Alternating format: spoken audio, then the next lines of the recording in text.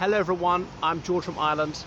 Now behind me is the house of Sir Giles Gilbert Scott, Chester House in London on Clarendon Street, and he designed this himself and he lived in it from 1926 until his death in 1960.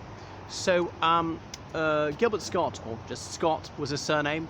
He was born in Hampstead, London in 1880. You can see a blue plaque on the house where he was born, and he was the last dynast in a very famous architectural dynasty.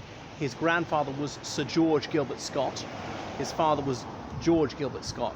So notice his father was not a knight. His grandfather was knighted, didn't get a baronetcy, i.e. it didn't pass on. Anyway, Giles Gilbert Scott, he went to Beaumont College, which no longer exists. It's in Old Windsor, a Catholic boys' school which closed in the 70s. Monsignor Gilbert went there. I can't think of anyone else famous who attended it. So his father converted to Catholicism. There was still a bit of anti-Catholicism around at the time.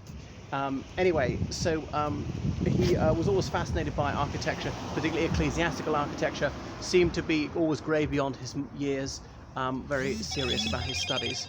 And so when he left school, he was articled to a firm of architects and studied it like that. His first building he designed at the age of 16, and astonishingly it was built.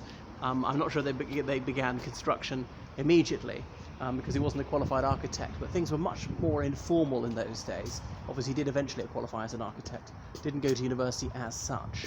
Obviously now they have to. It takes 7 years to qualify. It's a sandwich course, have to do some full-time study and some working in an architectural firm.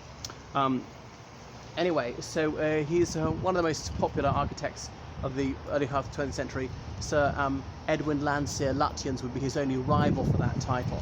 So he designed many churches and cathedrals, most famously Liverpool Anglican Cathedral, even though he was a Catholic. He started that in 1904, it wasn't finished until 1978, long after his death.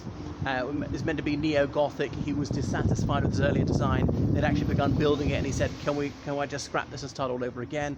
Astonishingly, they allowed him to do it, and the results are to be seen. An enormous cathedral, one that's hardly ever used because there's not much religiosity in this country, particularly in Liverpool, which doesn't even have that many Anglicans. But there we are.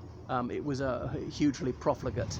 So I believe he never married, never had children. He had 5 siblings though, and he designed some buildings for Cambridge University, part of their main library, with a big tower in the middle, the William Booth Training College for the Salvation Army, so he was ecumenical in who he was willing to design things for, a bit of Clare College, one of their new quadrangles, and often they're quite like this, clear, plain lines, brownish grey. I suppose he chose the colour of the brick as well.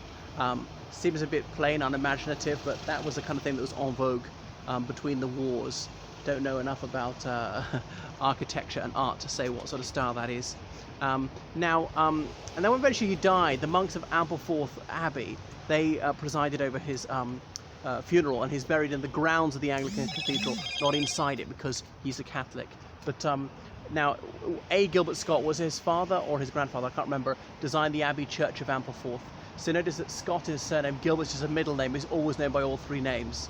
So that's just a little bit about Sir Giles Gilbert Scott. When you hear something as a Gilbert Scott building in these Isles, you might not know which one it is, because it could be the grandfather, the son, or the grandson, and this chap here was the grandson. That's enough from me. Toodaloo.